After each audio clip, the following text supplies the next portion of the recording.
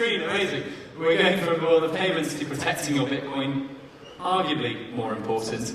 And to host the next panel, it's going to be Lopp. He's back on the stage again. Please give him a round of applause, the co-host of the Bitcoin Infinity Show, followed by Denis, Head of Infrastructure and Security at NiceHash. Denis takes the stage. Massimo, Musumeci, who is the physicist, Lightning App developer and educator. And last but by no means least, we have the CTO of CASA, Jameson, Lopp. Thank you so much, guys. Please give him a round of applause. Have a great panel. All right. Good afternoon again, NiceHashX. Good afternoon, gentlemen. So, this panel is about security and privacy. And these are interesting topics in the Bitcoin space. So before we dive into that, I think we'll just do a quick round of introductions, a little bit about who you are and what you do in the space, for a little more context. So Denis, can I start with you? Yeah, so I joined NiceHash more than 6 years ago. I take care about infrastructure and security. Before that, I worked a similar job helping banks. So I'm a long time in the financial industry, and that's it. Excellent. Massimo? Hi everyone, my name is Massimo Musumeci. I work as a dev for Lightning applications at Denali.Swiss, which is a Bitcoin-only Swiss exchange, and I am also a content creator, educator in this area. Excellent. Jameson? So I've been building high-security self-custody wallets for a decade now. First 3 years I was at BitGo, mostly focused on enterprise wallets, helping exchanges and companies secure their hot wallets. And then 7 years ago I co-founded CASA. And CASA, basically, we are targeting individuals to help onboard them into really the highest possible self-custody architecture that we can think of. Excellent. So I think between the three of you, there's a lot of perspectives in the security and privacy side. So maybe let's start with the big picture. What is security and how does it relate to Bitcoin? Denis? So I like to use an analogy that security is just like health. In a way that usually we have, when we are young, we have a lot of it and we don't think about it until we run out of it. And not being healthy can be a serious issue. And if you think about it, what you can do to stay healthy, the best thing is to follow very simple rules. Watch what you eat, exercise, sleep well, and don't do risky stuff. And exactly the same thing goes for security. So it's nice to have institutions which can help you, but you should really think carefully and take actions yourself before it's too late. I mean, I think that's one of the reasons why both security and privacy are very difficult things to talk about with people, because we are talking about being proactive, and humans in general take the path of least resistance, whatever is the most convenient. And there's also generally a mindset of, well, if whatever I'm doing so far seems to have worked, like why should I put more effort into it? And so it's unfortunate that being in the security space often feels like we're fear-mongering, like we're telling you, oh, these are all the things that could go wrong. And it's true, but we're doing this because we've seen many catastrophes over the past 15 years of the space, and we can learn from them, and we should learn from them. I've always said it's better to learn from other people's mistakes than from your own. Also, anything to add? Yes. With Bitcoin, we need to build our security. Our security needs privacy. And so we have a great responsibility in taking care of our Bitcoin. So we need to be careful. We need to learn how to protect ourselves and use self-custodial ways to do that. This is important. Yeah, and so I think this enters us into this conversation in a really good way, because a lot of users, people who are first entering into the Bitcoin space, they do not get their first Bitcoin by directly receiving a UTXO on the blockchain. They get it, they don't even necessarily get it through a Lightning wallet or something like this. They get it on platforms or exchanges or something like this. And so what is this, at this first step, what can users do to be as secure as possible in this first entry into the ecosystem? Denis? So, yeah, NiceHash is one of the platforms where we had over 1 million users earning their first Satoshis. And it is interesting, we support 2FAs, second factor authentication, for I think 7 years, 8 years. But until we start enforcing those methods, people were not keen to use it for whatever reason. But, you know, it is only so much the platform can do. What we can do, we can offer you secure ways of authentication and then authorization of your actions. And you have to follow those rules, and, you know, you should really think about not only the platform.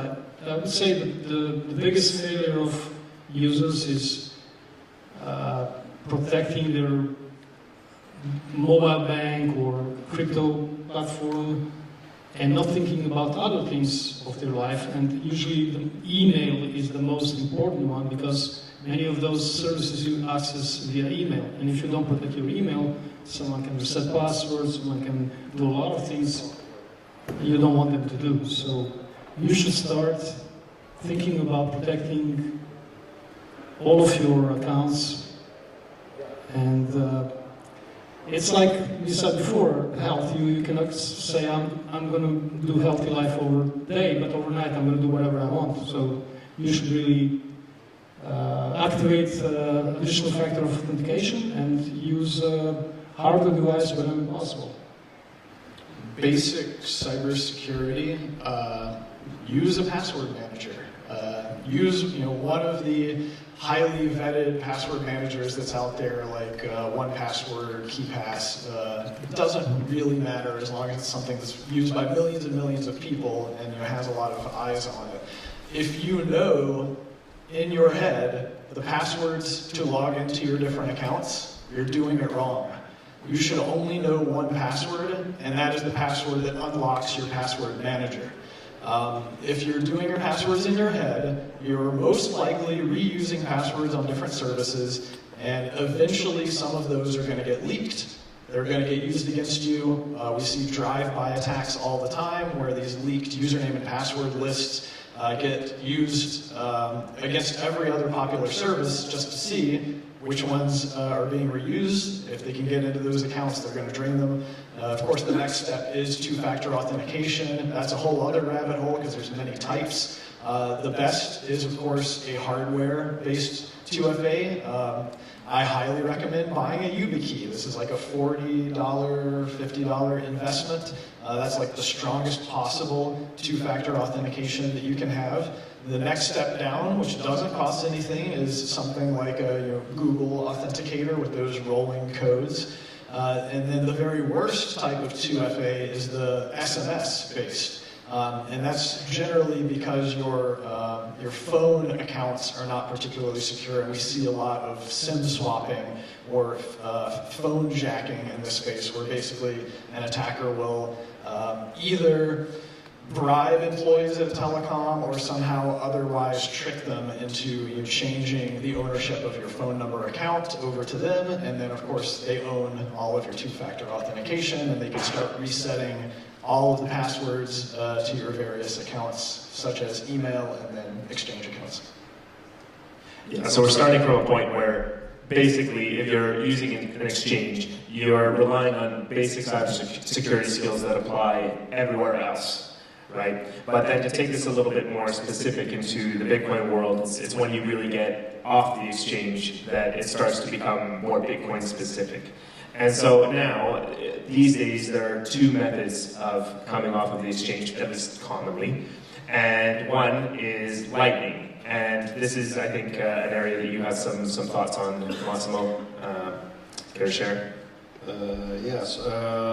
So many people now are purchasing Bitcoin under a platform, and many times it is a KYC platform. So the platform knows everything about yourself. So it knows your identity, your financial data and documents and so on. So it's easy then to associate your withdrawal from a centralized exchange to your destination address, and then track this the future movements you can do later. So in case the platform is abused or is forced to reveal such information, this information can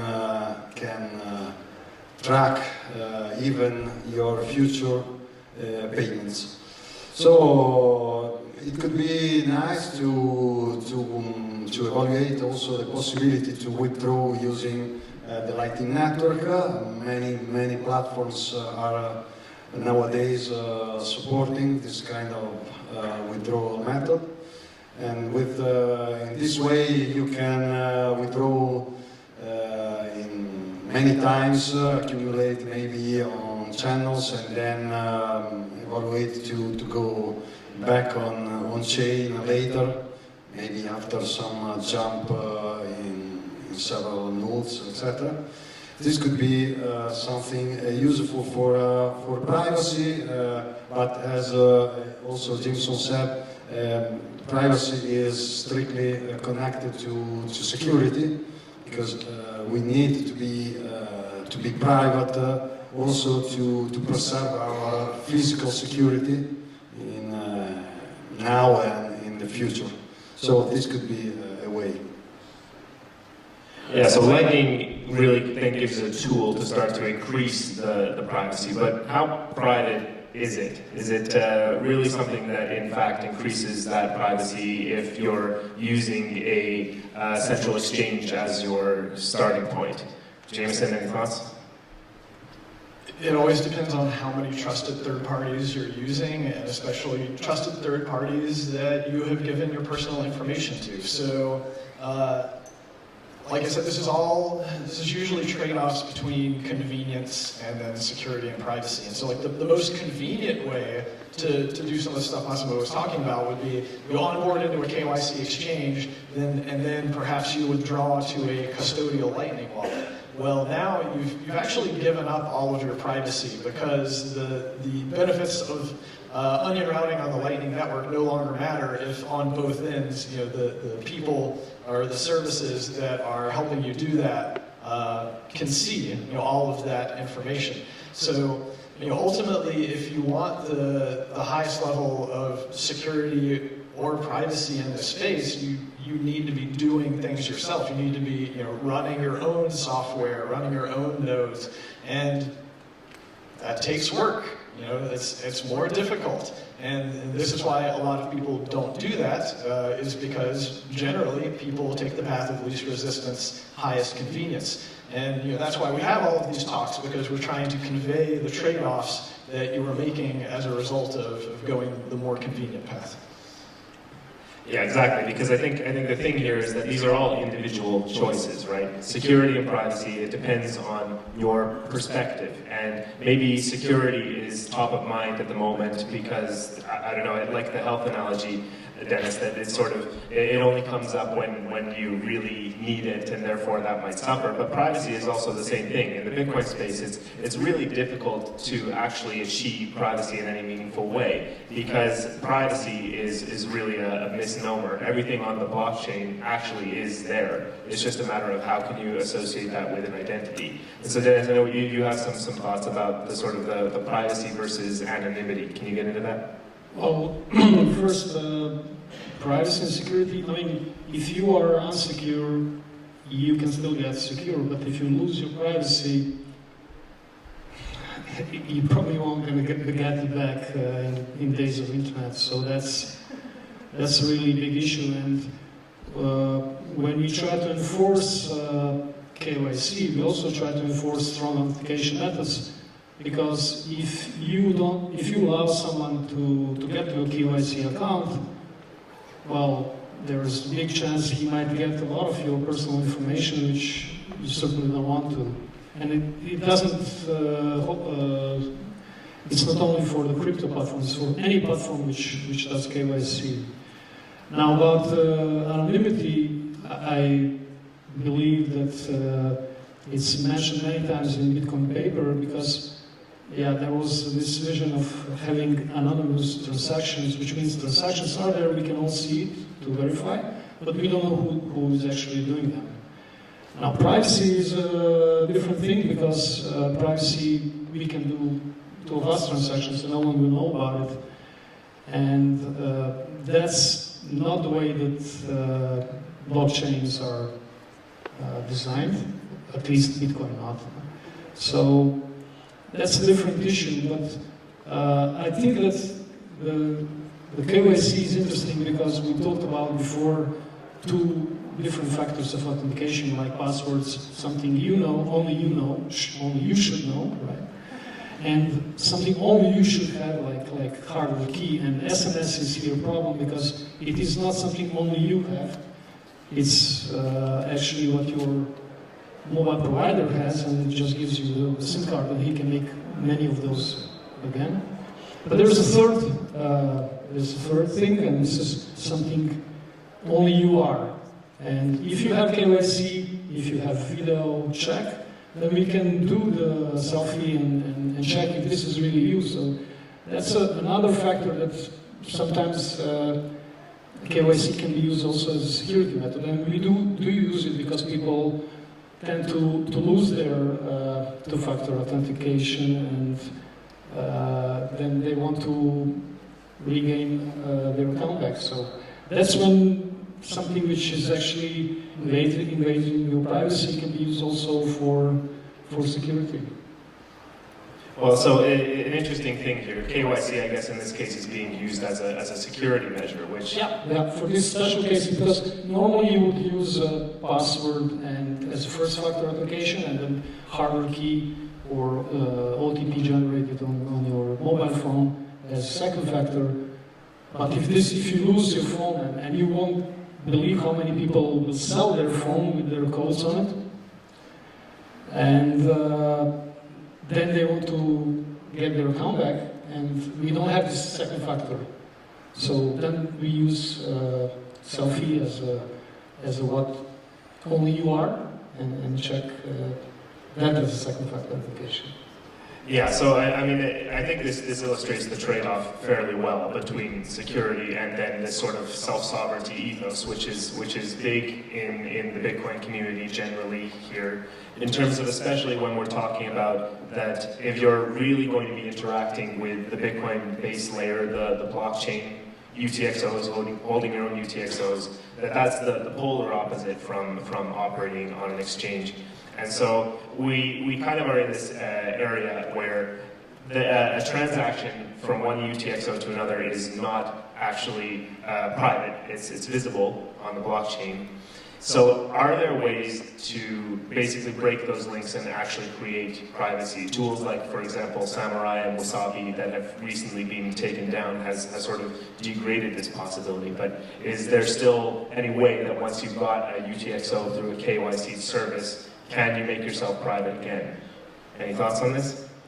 You can, and I mean, Join Market is still running. Join Market will never be shut down because it is completely decentralized. PayJoin is another type of coin join that's also fairly interactive, unfortunately not highly adopted. But the trade-offs with trying to do strong privacy via coin mixing to protect yourself from the KYC providers is they know you're doing this. And if they see you doing this, they may decide to stop servicing you. So it's a weird type of trade-off where I would say the strongest privacy that you can attain in Bitcoin is by earning your Bitcoin directly, engaging in peer-to-peer commerce, selling goods and services. then you're not going through a trusted third party that's doing data collection and forcing you to hand over personal identifiable information. That's one of the reasons why Satoshi was able to remain anonymous. There were no trusted third party custodial KYC services back then. It was truly a peer-to-peer economy. So that's generally what I recommend to people, because otherwise you're trying to straddle this weird line between using privacy stripping services and trying to regain your privacy, and meanwhile balancing that with the fact that they can see what you're doing and may just decide to cut off your access. And is there really, so one point here as well is that if you have a UTXO that's come from KYC, therefore theoretically there's an identity attached to that. Once that hops X number of times, usually these chain analytics softwares that make these determinations, they really can't understand if that's still the same person anymore. Is that a factor in any of this, that KYC is not actually necessarily this big bugaboo? It's really maybe that it's once you actually hold your own keys, that everything is okay, you can just move it around? Well, yeah, I mean, once you are in a sovereign self-custody setup, it's permissionless. You can do whatever you want. Those exchange accounts are not permissionless. They can shut you off at any time. So I think it's more of a question of, do you just start off from a sovereign setup and stay there? Can you do that, without having the convenience and the reliance upon the banking system? Well, and we talked about how Lightning maybe has, if you're going through a third party originally, that Lightning might have not necessarily the privacy that people think you have, but what if you're starting from this position of self-sovereignty, as in you're creating your own channels, or you're using some kind of application that helps you to create your own channels, or at least use their Lightning service provider. Massimo, do you have any thoughts on this? Yes, on the Lightning Network, the best solution is to build up your own node. So this is the best solution. You own your node, you open your channels, and you manage the liquidity. This is the best choice. But obviously, this requires some skills. So here is where education comes in place, and it is important. Otherwise, yes, at the beginning, people approaching the Lightning Network may use something custodial, but we have the problems that Jameson said about the custody, the self-sovereignty. Otherwise, there are quite new solutions emerging, like PhoenixD, for example, on-demand nodes you can run on a simple VPS, for example, or even at home. And in this case, obviously, you own the keys, so this is an advantage. But you need always an LSP. For example, for PhoenixD, it's async. But this can be a good solution to start with, to start playing with the Lightning Network, and to start understanding how is the impact on the privacy when dealing with the channels, when dealing with Lightning transactions, and so on. And then when the skills you acquire are better and better, then obviously you should go to something where you manage all the setup. So this means hardware, network connectivity, liquidity, opening the channels, the liquidity on the channels, and so on. So this could be the steps for this. I think skill issue is really the main point of all of this, is that like Bitcoin allows for a great level of security, but you get out of it what you put into it. Yeah, and I would add that if you would really do all of these things that Massimo said, think about how many signals you will leave out that would enable someone to identify you. I mean, you have to set up server, have network, a lot of things. So, you know, to stay unknown like Satoshi, it's not easy today. They prove that from chain analysis itself, I mean from blockchain analysis, they can find the probable source of many transactions. So it's to stay away from this. It's really, really hard. And we, on the other hand, no one likes to have their user forced to do KYC. Also for companies, this is a cost. So we're not enjoying it. But the regulator who's forcing it has some certain opinion of what kind of people use Bitcoin.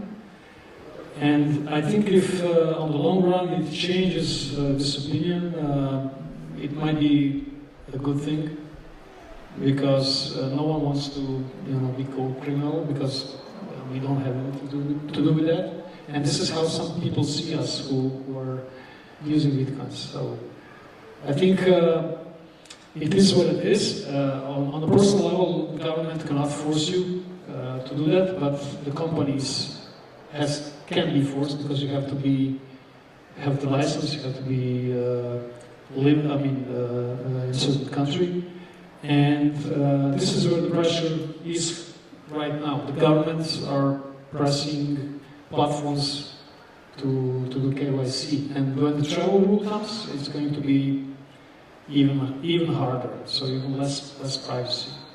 And the problem with this is, even if you find ways to get around it and send money to your friend, then he will be the one who will have to pay the price. Someone sooner or later has to go and interact with someone, at least in this moment, who is obligated to do KYC. Well, it's interesting you brought up this point, because regulations and different jurisdictions are basically one of the areas now where different countries are differentiating themselves in terms of policy, or even super country entities such as the EU. And well, the topical thing on the mind right now a little bit is that there was just an election in the United States, and maybe it looks like some things are going in a more pro-Bitcoin direction there. The EU might be going in an opposite direction. Jameson, any thoughts on this? Yeah, I mean, I'm breathing a bit of a sigh of relief, of course, as CASA being a United States company, and us seeing some of the proposed regulations over the past few years that Biden and Democratic administration have been wanting to see. Hopefully we can at least have a few years of relief from having to worry about any of those passing, but we could just come back around for full circle in another 4 years. So that's kind of the downside of politics. There is no real permanence there. It's just about what we can deal with right now. And at CASA, we specifically do everything that we can to avoid falling under the guidance of financial regulations. We're lucky that we are non-custodial. We don't touch anybody's money, so we're not considered a financial service. We're considered a software service. And so far in the United States, they have not managed to pull us into the umbrella of financial regulations, though there are certainly plenty of politicians and bureaucrats who would love to do that. Any other comments on the regulatory space, guys? Massimo, anything here? But as Jameson said some minutes ago, the best solution for getting into Bitcoin space is always to be paid in Bitcoin, to make services, consultancy, everything you do to be paid in Bitcoin. If you have a shop, also you can take payments in Bitcoin, like the network has been. It is very useful for such purposes. So if you take Bitcoin in this way, you get rid of everything else. But I know that it's not easy at the moment because not so many people are usual to pay in Bitcoin, and many people are scared also to pay in Bitcoins. In Bitcoin, many people also think to Bitcoin as something financial instrument, something to speculate. Many people still do not understand what Bitcoin really is, and so these are difficulties that we have that everyone can start earning Bitcoin. So the best solution is this. On the other hand, anytime you are using some centralized platforms and kind of instrument, you are facing the regulation. It's obvious that when a company is located in the EU or in the US, they must comply to the regulations, and so the solution is for people to find a way to enter the system in the more private and self-custodial way. I would just like to add that we are mostly talking these days about regulations coming from anti-money laundering, but these are not the only regulations that are out there. And looking at the banking world, not all regulations are necessarily bad or invasion to your privacy. So, like in the banking world, the NFC payments, which we all use today, they also came from certain regulations, also protecting money that you put in. So we see in crypto world a lot of pull racks and other unauthorized use of assets of users for whatever reason, which is really bringing bad thing to crypto. So regulations that would help crypto platforms be more secure, I think would be welcome, because it's important step to come to the point where more people will use crypto and feel safer and be safer. So, but unfortunately, at this moment, we are seeing only these very restrictive regulations coming from organizations that don't trust us at all and think we're all criminals, and they want to, see who is doing more crime. And this is the issue that we are having. I would like that they would change this, but I agree from what Jameson said. The best thing they could do right now is leave us alone. But I'm afraid this is not going to happen. At least not in Europe. You make some good points, and I certainly agree that this is going to be one of the big battlegrounds going forward, is the governments versus the companies versus the individuals, and we'll certainly see how this plays out. But on the individual level, maybe on a last note, what about those of us who are already in the paranoid crypto anarchist camp? Any final considerations that someone in that scenario might have to contend with?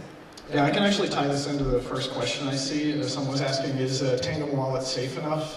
And that's basically, I think, an NFC card hardware wallet.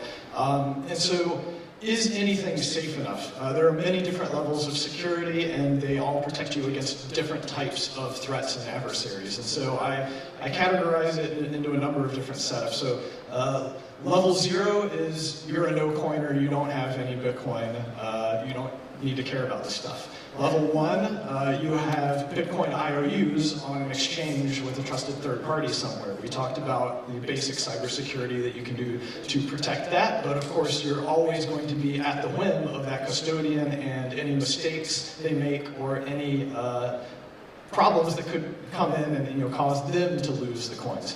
The next step is you're in self-custody, single signature wallet. This is where something like Tandem could come into play.